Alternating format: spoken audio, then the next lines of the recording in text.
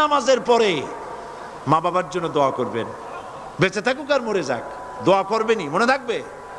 রব্বির হামহুমা কামা রাব্বায়ানি সগীরা।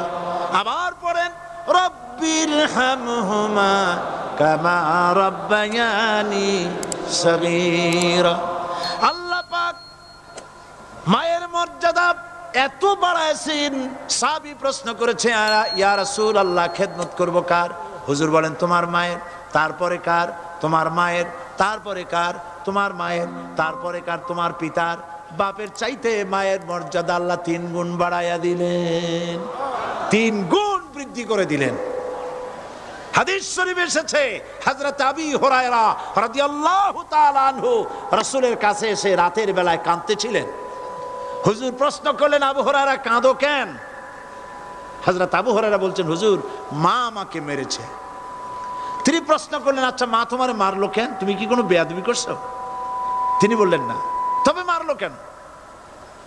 হযরত আবু হুরায়রা বলেন ইয়া রাসূলুল্লাহ আপনার খেদমত থেকে বাড়ি ফিরতে আমার দেরি হয়ে গিয়েছিল।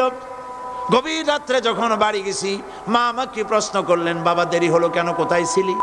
তাম পৃথিবীর মানুষ যেই কদম মোবারক চুমু দিতে পারলে ধন্য হয়ে যায়, সেই আখিরি জামানার পয়গম্বর নবী মুহাম্মদ রাসূলুল্লাহ সাল্লাল্লাহু আলাইহি সাল্লামের দরবার থেকে আসতে আমার দেরি হয়ে গেছে। ইয়া রাসূলুল্লাহ আমার মা আপনার নাম শুনে তার গা জ্বলে উঠল, তিনি কাফের মুশরিকা। আপনার নাম শুনে অগ্নি শর্মা হয়ে আমাকে ধরে পিটানো আরম্ভ করলেন আর বললেন আবু হুরায়রা হয় মুহাম্মদ সাল্লাল্লাহু আলাইহি সাল্লামের বাড়ি ছাড়বি নইলে আমার বাড়ি ছাড়বি, কি করবি বল। মার খেতে খেতে আমি বললাম মা তোমার গায়ে যত শক্তি আছে আমারে মারো, তোমার বাড়ি শুদ্ধ তাম দুনিয়াটা ছেড়ে দিতে পারি, মুহাম্মদ রাসূলুল্লাহর কদম মোবারক ছেড়ে দিতে পারি না। হুজুর আমার মা গলা ধাক্কা মেরে আমাকে বের করে দিয়েছেন। হুজুর বলছেন আবু হুরায়রা মা তোমাকে মেরেছে আর আমার কাছে নালিশ করছো, আমি তোমার মায়ের কোনো বিচার করতে পারবো না। সুবহানাল্লাহ, এত বড় পাওয়ারফুল নবী, শানওয়ালা, ইজ্জতওয়ালি, বরকতওয়ালি, এত বড় নবী বলছেন মা মেরেছে আমার করার কিচ্ছু নাই। সুবহানাল্লাহ, তোমার মা মুশরিকা হোক আর যাই হোক তোমার মা। সুবহানাল্লাহ বলেন।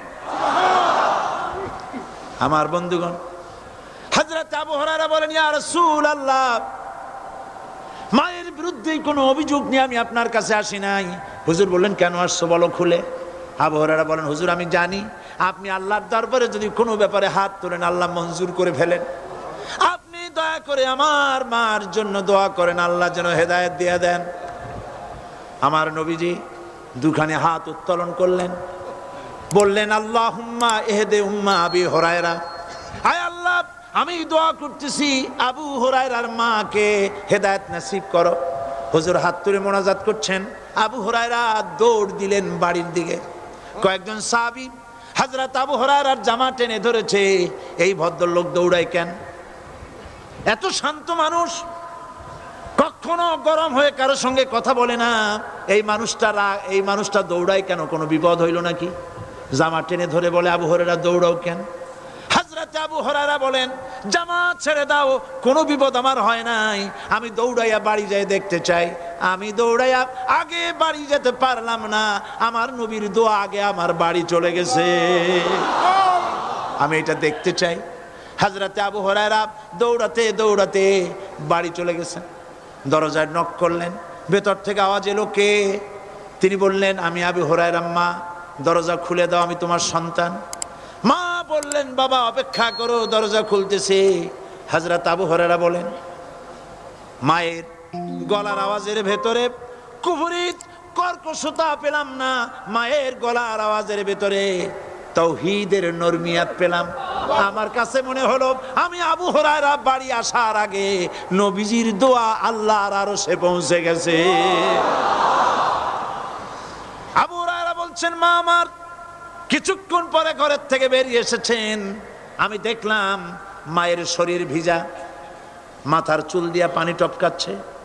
মা আমার বললেন, বাবারে তোমাকে মারার পর আমি নিদারুণ অনুশোচনায় পড়েছিলাম, মনে মনে ভাবলাম, আহারে আমার সন্তানরা আমি কেন মারলাম? সে তো কোনো খারাপ কাজ করে নাই, কোনো খারাপ জায়গায় যায় নাই, এত ভালো মানুষ যার সম্পর্কে লোকেরা খামোখাই মিথ্যা কথা বলে, এই ভালো মানুষটার কাছে গেছে, সেজন্য আমি মারলাম কেন? বাবা গো, আমি আমার ভুল বুঝতে পেরেছি, জীবনের ভুলও ধরা পড়েছে, আমাকে জলদি করে নিয়ে চলো বিশ্ব নবীর দরবারে। হযরত আবু হুরায়রার মা রাসূলুল্লাহর খেদমতে এসে ঘোষণা করলেন, আশহাদু আল্লা ইলাহা ইল্লাল্লাহু ওয়াহদাহু লা শারীকা লাহু ওয়া আশহাদু আন্না মুহাম্মাদান আবদুহু ওয়া রাসূলুহু। আমার ভাইয়েরা, আল্লাহ রাব্বুল আলামিন মানুষ সৃষ্টি করে পৃথিবীতে পাঠায় দিলেন, খাবারের ইন্তজাম করলেন, এগুলি সব আল্লাহর পরিচয়। আল্লাহরে চেনার জন্য বড় বড় কিতাব ঘাটা লাগে না, কিসমতে যদি থাকে দুই একটা দৃষ্টান্ত যথেষ্ট হয়ে যায়। সুবহানাল্লাহ, সুবহানাল্লাহ, দুই একটা দৃষ্টান্ত যথেষ্ট। আল্লাহ পাক সমস্ত সৃষ্টি জগৎকে তৈরি করলেন, সৃষ্টি করলেন, আর তাদের খাদ্যের ব্যবস্থা করলেন। কে করেছেন খাদ্যের ব্যবস্থা? খাদ্য দেন আল্লাহ। কিন্তু অহংকারী যারা, তারা বলে দেশের বাম্পার ফলনের জন্য সমস্ত কৃতিত্ব সরকারের। বলেন আস্তাগফিরুল্লাহ, বলেন নাউজুবিল্লাহ। এদের একজন বলছিল, 3 বছর কিছু দিবার পারুম না, লোকেরা কয় আমরা না খাইয়া থাহুম, আল্লাহ কয় আমিও দেহুম, কদ্দুর পারো না খাইয়া থাকতে। আল্লাহ রাব্বুল আলামিন মায়ের দুধ দিয়ে সন্তানকে বড় করলেন, আর শোনায় দিলেন, খবরদার এই মায়ের সাথে, এই বাপের সাথে নাফরমানি করবি না।